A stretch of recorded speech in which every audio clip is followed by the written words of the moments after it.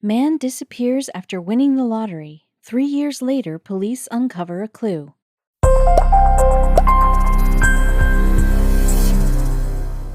Everyone dreams of winning the lottery. However, suddenly coming into such a giant sum of money doesn't necessarily mean smooth sailing. When greedy friends and family members come out of the woodwork, there's no telling how far they will go to get a piece of the money. Just ask Abraham Shakespeare, a Florida man who went from the luckiest guy alive to the star of a sinister mystery.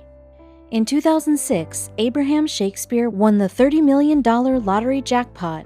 After taxes, Shakespeare ended up with $17 million. Abraham went from rags to riches in an instant, and that's where the trouble started. As soon as Abraham won the enormous jackpot, so-called friends began looking for a piece of the pie. A friend who accompanied Shakespeare to the store to buy the lottery ticket was asking for $1 million. He would later claim that Shakespeare stole the ticket from his wallet. The story was clearly made up, but it was still taken to court. Fortunately, Shakespeare won the case. However, he no longer felt safe in the neighborhood he grew up in, so he moved to a gated community. Soon, people found out where he was living and continued to harass him for money. Shakespeare was now alone, far away from home, and infuriated by the constant pressure from friends and family. One of the more nefarious characters that appeared in Abraham's life around this time was Dee Dee Moore. She was an old flame who sold Abraham on the idea that she wanted to become his financial manager. Together, Abraham and Dee Dee set up Abraham Shakespeare LLC, with Moore taking complete control of all of Abraham's finances. Up to this point, Shakespeare was incredibly careful with his money. His only substantial purchase were the $1 million home he escaped to, a Rolex, and a new car. Dee Dee saw an opportunity in Abraham. He wasn't paying attention to his money, so he wouldn't notice if she treated herself to $1 million worth of new cars and a luxurious vacation. For a man who just won the chance of a lifetime, Abraham was strangely quiet, and the police finally figured out why. He had disappeared. Naturally, the first suspect was Dee Dee Moore. She listed several places he could be, claiming she even helped him get away from the consistent harassment. With no sign of Abraham, Moore began to sink into a financial hole. She had no money to pay off the cars and other items she bought. She was now in debt and in trouble. Moore even went so far as to fake a rape and kidnapping to claim she was extorted. Suddenly, there was a tonal shift, and people became wary of Shakespeare's whereabouts. Family and friends that were previously pressuring Shakespeare for money were shocked and expressed genuine concern about Abraham's condition. Despite his sophisticated name, Abraham Shakespeare was illiterate. This was important because out of nowhere he began having fully coherent text conversations with his closest friends and family. People became doubtful that they were speaking with the real Abraham. They were right, of course. It was Dee Dee they were talking to. Oftentimes, when she was asked potentially incriminating questions through text, she would leave them unread. She was now ducking away from her troubles and pretending to be Abraham Shakespeare. Instinctively, Shakespeare's family grew more concerned as time passed by without a word from the real Abraham. They eventually filed a police inquiry and directed authorities towards Moore's home. What the police found when they entered Moore's house was disturbing. Buried 9 feet deep in her own backyard was Shakespeare's body. Initially, Moore's story was always changing and shifting blame. She claimed it was drug dealers or an estranged son. However, nothing she said would get her out of this one. Police continued questioning Dee Dee until she finally confessed. She stated that she had killed Abraham in self-defense and alleged that Abraham was abusive. But with her track record, the cops were hardly convinced. The authorities searched Moore's home, and unsurprisingly, they discovered all of Shakespeare's money in cash. Dee Dee had withdrawn all of the funds from the LLC and had been using them indiscriminately. Moore was also caught attempting to pay off numerous individuals to take the fall for the crime. She was allegedly offering up $200,000 for someone to speak to the authorities and say that they, in fact, murdered Shakespeare. Dee Dee was not outsmarting anyone. Her facade was oblivious, and the police had her pinned down. She was arrested and a bail of $1 million was set. Predictably, Moore had blown through the money and could not afford bail. Dee Dee Moore was found guilty of first-degree murder in 2012, and she was sentenced to life in prison. Let the story of Abraham Shakespeare serve as a cautionary tale if you ever become an instant millionaire. Shakespeare was far from the only lotto winner to regret his luck. Ibi Ronquiloli, she won $5 million in 1991, choosing to give $2 million to a secret child she had with another man.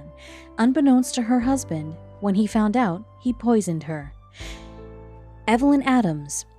As possibly the luckiest person ever, Adams won the New Jersey lottery twice, once in 1985 and then again in 1986.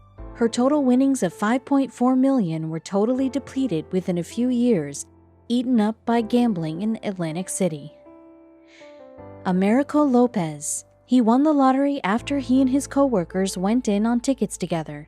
He then lied and quit his job so he could keep all the money.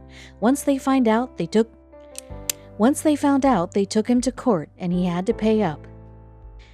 Jack Whitaker. He was already a millionaire when he won $314.9 million. He spent wildly at casinos and strip clubs, spoiling his granddaughter too, who got into drugs.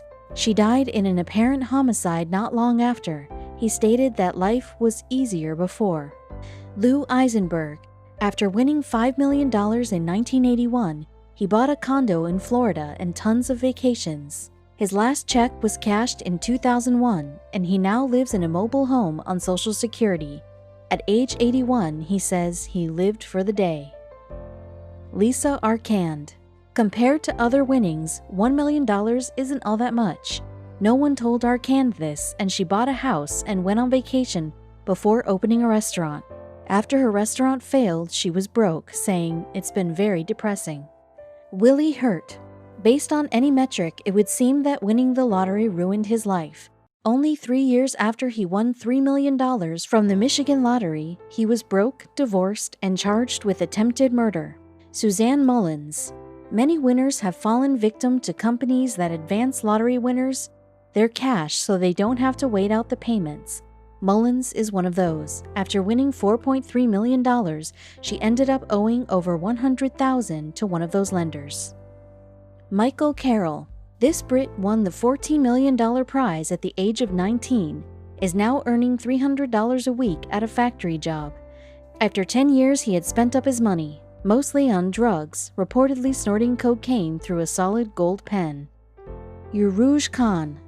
As a hard-working small business owner, Khan was excited when he won $1 million in 2012 and planned to expand his laundry business. Tragically, he was murdered by cyanide poisoning the day his check was mailed. His murder is still unsolved. Callie Rogers. At just 16, Rogers was the youngest ever lottery winner in the UK. She quickly squandered the $2 million prize on cosmetic surgery and partying, leaving her broke. She attempted suicide and now says teens shouldn't be eligible. David Lee Edwards. After taxes, Edwards walked away with $27 million in his pocket. A year later, he had less than half left. He bought medieval weapons, jets, and homes. His wife was arrested for stabbing her secret boyfriend, and Edwards died alone and penniless. Billy Bob Harrell. Harrell was a Pentecostal preacher working at Home Depot. After winning $31 million, he spent it mostly on other people, to the discontent of his wife. 2 years later, she filed for divorce as he went penniless. He tragically took his own life. Gerald Muswagon. In 1998, he won the $10 million jackpot in Canada. He spent the money on all the accoutrements to a lavish lifestyle and picked up a bad drug habit. His life fell apart and he sadly committed suicide in 2005. Alex Toth. Like many people who come into tons of money, tax fraud is a common issue for lotto winners. After winning $13 million, Toth filed false returns and ended up broken alone before his death 10 years after winning. Marva Wilson. When you win the lottery, you have to know who you can trust. Sadly, Wilson was taken advantage of by someone she thought was a friend. The woman spent almost every penny of Wilson's $2 million winning. Janet Lee. When she won $18 million in 1993, she knew she wanted to make a difference. She donated her entire fortune to charity, even having a library built in Washington University. She also donated heavily to the Democratic Party. Luke Petard. This Welsh native won a $1.5 million jackpot while he was working at McDonald's. He went on a spending spree of epic proportions, which had him right back at McDonald's less than 2 years later. Denise Rossi. When she won $1.3 million in California lottery, she kept it a secret. Then she demanded a divorce from her husband. They went on with the proceedings. 2 years later, he found out the truth and sued her for every penny she withheld. Scream Masked Man. Based on all the information we've gathered about lottery winners, it comes as no surprise that this recent winner has chosen to hide his identity from the public. Possibly this will save him from an unsavory fate. John and Lisa Robinson. This couple from Tennessee won a massive jackpot of $1.5 billion. You think that kind of money would destroy them, but the couple has remained humble, choosing to retire early with their fortune and live quietly out of the spotlight. Merle and Patricia Butler. When the Butlers won $218 million, they could have gone hog wild. Instead, the couple's first call after winning their millions was to hire a financial advisor. Talk about smart. Steve Tran. This Californian immigrant was working at a local deli when he won $648 million. As soon as he realized it wasn't a joke, he called his boss and handed in his notice.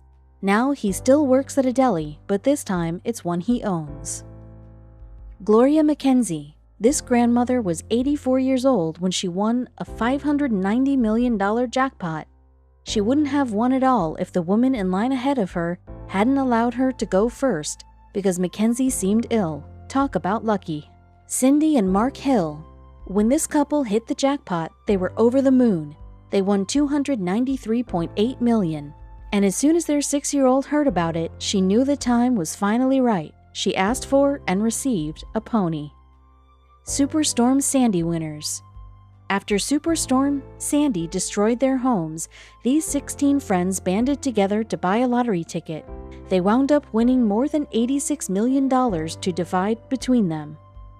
Abraham Shakespeare. This man was working a 9-to-5 when he won $30 million and his life changed forever. Unfortunately, it wasn't for the better. The money attracted the likes of Dee Dee Moore, who would seduce and then murder him. Louise White. In 2012, White won more than $336 million after taking a quick trip to the grocery store. To make matters even more interesting, this was the first time the woman had ever purchased a ticket in her life. The reason she went to the grocery store in the first place, to buy a container of rainbow sherbet. Rather than spend her millions, however, White put them into a fund for her family, appropriately dubbed the Rainbow Sherbet Fund. William Post. Post won $16 million when he hit it big, but it didn't bring him happiness. Not long after his winning, his brother tried to have him murdered. Later, his ex-wife sued him for half of his earnings. He died $1 million in debt. John and Linda Cutie. When the Cuties won a jackpot of $319 million, they didn't mind splitting the winnings with their friends and family. In fact, they did something pretty exceptional with their windfall. The Cuties actually donated a portion of their winnings to fund the opening of a local water park for the neighborhood children.